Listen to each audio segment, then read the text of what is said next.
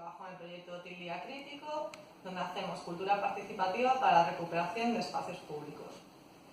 He llegado a Synergis tras ver información en internet sobre este espacio y la verdad es que me ha interesado mucho la cuestión del retorno social y la cuestión del coworking. La cuestión del coworking, hay muchos espacios que lo tienen, pero lo que de verdad lo hace diferente es poder relacionarse con toda una comunidad. Apenas llevo un mes, pero la verdad es que ya he podido comprobar el compañerismo que existe aquí, los valores del coworking, la cultura de colaboración y sobre todo conocer el trabajo de otros compañeros, de otros profesionales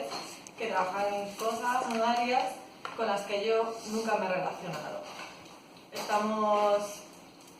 diariamente todos juntos, pero a veces surgen nuevas ideas y en apenas 3 semanas ya he llegado a colaborar con otras personas del espacio. Además, intento conocer las entidades y personas que viven en nuestro contexto, en nuestro barrio, y estoy ahora en una fase de inmersión en esta nuevo espacio. Synergis ha sido una gran decisión porque la verdad, aparte de relacionarme con las personas con las que trabajo diariamente, he podido conocer otro barrio de Barcelona, he podido conocer otras dinámicas de trabajo, conocer a otras personas, otras profesiones y sobre todo salir del espacio del trabajo en casa, que a veces es muy cómodo cuando eres freelance,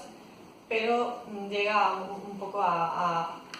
caerte sobre los hombros, ¿no? Es necesario relacionarte con otras personas, renovar la creatividad y renovar quizás la ilusión.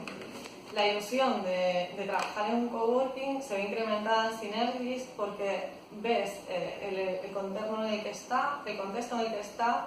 y tiene este componente de retorno social que es muy importante para todo el mundo, pero sobre todo para los que trabajamos en el ámbito de lo social,